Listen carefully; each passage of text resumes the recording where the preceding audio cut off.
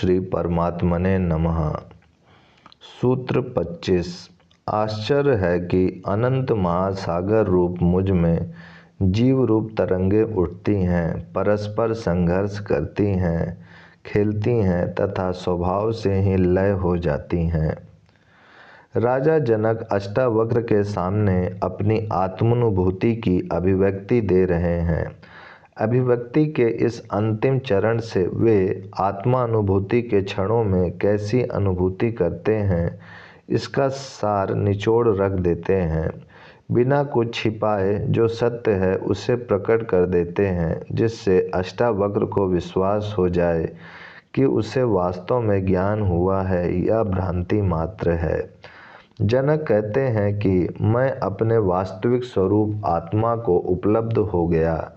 मैं अब सीमित जीव नहीं हूँ, इस सागर की तरंग मात्र नहीं हूँ, बल्कि विशाल महासागर हूँ। महासागर तो पहले भी था, किंतु अहंकारवश अज्ञानवश मैं अपने को उस अनंत महासागर से भिन्न तरंग मात्र मानता था। यह अज्ञान मेरे में चित्त की चंचलता एवं अहंकार के कारण पैदा हो गया था। आज यह सारी भ्रांति मिट गई है, वह मैं अपने वास्तविक स्वरूप आत्मा में प्रतिष्ठित हो गया हूँ। अहंकार मिट गया, भिन्नताएं समाप्त हो गईं, एकत्व का बोध हो गया, व्यष्टि एवं समष्टि का भेद समाप्त हो गया, बूंद से सागर बन गया, अंत से अनंत हो गया, सीमित से असीमित हो गया, समस्त बाधाएं हट गईं, संकीर्णताओं के समस्त घेरे टूट गए, सभी द्वंद्व मिट गए। अब मैं अकेला ही आत्म रूप में स्थित हूँ। यह गुरु महिमा है। अब इस आत्मा रूपी अनंत महासमुद्र रूप मुझ में जीव रूपी तरंगें उठती हैं, परस्पर संघर्ष करती हैं, खेलती हैं तथा स्वभाव से ही लय हो जाती हैं। इसमें यह तथ्य समझने का है कि जब तरंगे शांत हो गईं, फिर क्यों उठती हैं, और उठती हैं तो इसका अर्थ है अभी शांत हुई नहीं। इसके विषय में जनक कहते हैं कि एक बार सब शांत हो गया, तरंगे उठना बंद हो गईं, मैंने अपने स्वरूप को पहचान लिया कि मैं संसार नहीं आत्मा हूँ, तरंग नहीं समुद्र हूँ, जीव नहीं आत्मा हूँ, किंतु चित्त का स्वभाव है चंचलता। इससे तरंगे उठेंगी ही। ये वासना की तरंगे फिर भी उठती हैं, परस्पर संघर्ष करती हैं, खेलती हैं, किंतु मैंने जब इनसे अपने को भिन्न देख लिया तो अब इनसे प्रभावित नहीं होता। मैं इन सब का दृष्टा बन गया, साक्षी बन गया, इन्हें केवल देख भर रहा हूँ। पहले ये मेरे ऊपर शासन करती थी, अब मैं इन पर शासक बन गया। मेरे दृष्टा हो जाने से ये अपने आप उछल कूद करके अपने स्वभाव से ही शांत हो जाती हैं। पहले इन्हें शांत करने के लिए योग, समाधि, जप, तप, उपासना, ना जाने किन किन विधियों से इनके निरोध की बात सोचता था। अब साक्षी मात्र, दृष्टा मात्र हो जाने से ये स्वभाव से अपने आप शांत हो जाती हैं। मैं अब ऐसा हो गया हूँ जैसे इन सब का नाटक देख रहा हूँ, तटस्थ हो गया हूँ। सागर के किनारे बैठकर इनका सारा खेल देख रहा हूँ। यही है आत्मदृष्टि। संसार ज्यों का त्यों है, उसमें कोई परिवर्तन नहीं आता। किसी के ज्ञान को उपलब्ध हो जाने से संसार की गतिविधियों में कोई परिवर्तन नहीं आता। केवल ज्ञानी को वास्तविकता का ज्ञान हो जाने से उसकी दृष्टि बदल जाती है, देखने का ढंग बदल जाता है। अज्ञानी संसार में लिप्त रहता है, ज्ञानी किनारे खड़ा हो जाता है। वह संसार में रहते हुए भी जल कमलवत हो जाता है। यही ज्ञानी की उपलब्धि है। आत्मज्ञान में मन, बुद्धि, चित्त, अहंकार आदि कुछ भी नष्ट नहीं होते। ये आत्मा में ही विलीन हो जाते हैं एवं स्वभाव से फिर उठते हैं, किंतु बार बार इनका निरोध नहीं करना पड़ता। ज्ञानी साक्षी हो जाता है, जिससे इनसे प्रभावित नहीं होता। राजा जनक को जो भी घटा वह बहुमूल्य था। ऐसी घटना धीरे धीरे नहीं घटती, एक ही क्षण में घट जाती है। उस समय यदि साधक की पूर्व तैयारी नहीं है तो वह उस शक्ति को झेल नहीं पाता, जिससे वह पागल भी हो सकता है एवं मृत्यु भी हो सकती है। घटना घटते समय इसीलिए गुरु की उपस्थिति अनिवार्य है।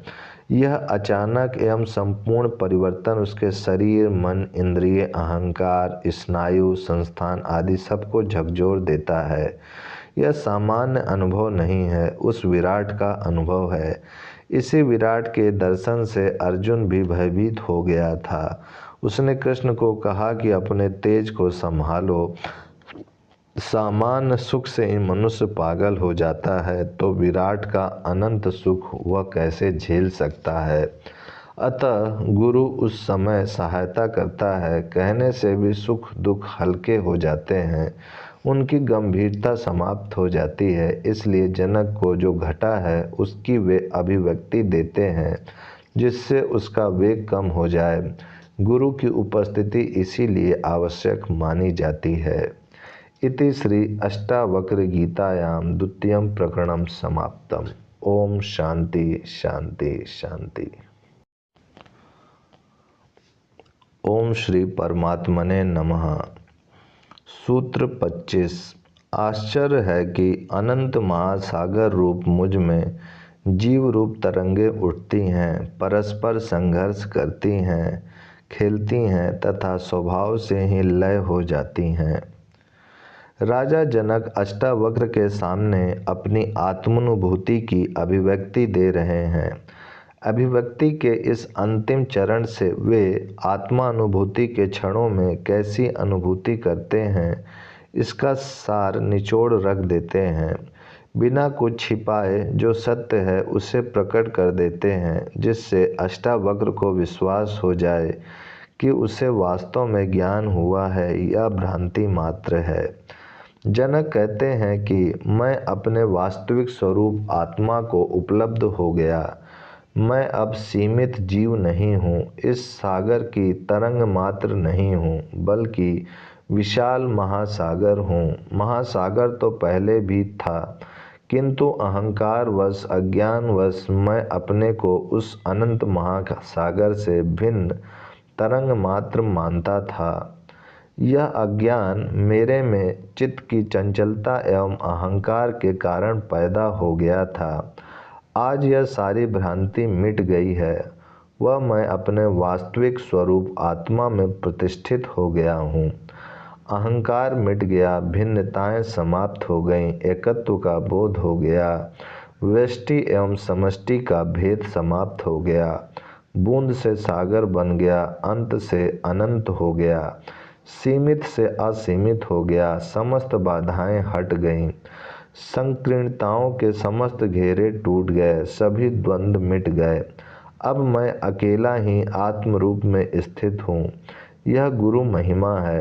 अब इस आत्मा रूपी अनंत महासमुद्र रूप मुझ में जीव रूपी तरंगें उठती हैं, परस्पर संघर्ष करती हैं, खेलती हैं तथा स्वभाव से ही लय हो जाती हैं। इसमें यह तथ्य समझने का है कि जब तरंगे शांत हो गईं, फिर क्यों उठती हैं और उठती हैं, तो इसका अर्थ है अभी शांत हुई नहीं। इसके विषय में जनक कहते हैं कि एक बार सब शांत हो गया, तरंगे उठना बंद हो गईं, मैंने अपने स्वरूप को पहचान लिया कि मैं संसार नहीं आत्मा हूँ, तरंग नहीं समुद्र हूँ, जीव नहीं आत्मा हूँ, किंतु चित्त का स्वभाव है चंचलता। इससे तरंगे उठेंगी ही। ये वासना की तरंगे फिर भी उठती हैं, परस्पर संघर्ष करती हैं, खेलती हैं, किंतु मैंने जब इनसे अपने को भिन्न देख लिया तो अब इनसे प्रभावित नहीं होता। मैं इन सब का दृष्टा बन गया, साक्षी बन गया, इन्हें केवल देख भर रहा हूँ। पहले ये मेरे ऊपर शासन करती थी, अब मैं इन पर शासक बन गया। मेरे दृष्टा हो जाने से ये अपने आप उछल कूद करके अपने स्वभाव से ही शांत हो जाती हैं। पहले इन्हें शांत करने के लिए योग, समाधि, जप, तप, उपासना न जाने किन किन विधियों से इनके निरोध की बात सोचता था। अब साक्षी मात्र, दृष्टा मात्र हो जाने से ये स्वभाव से अपने आप शांत हो जाती हैं।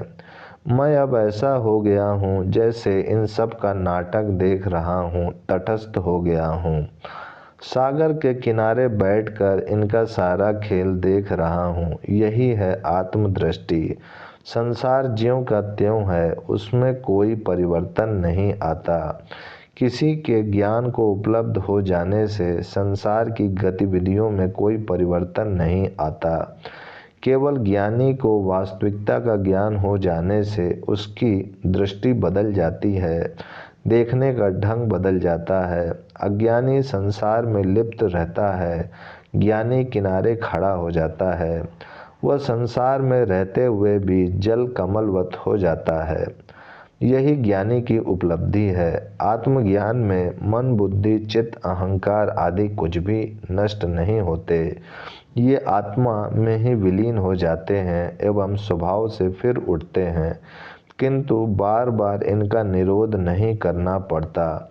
ज्ञानी साक्षी हो जाता है, जिससे इनसे प्रभावित नहीं होता।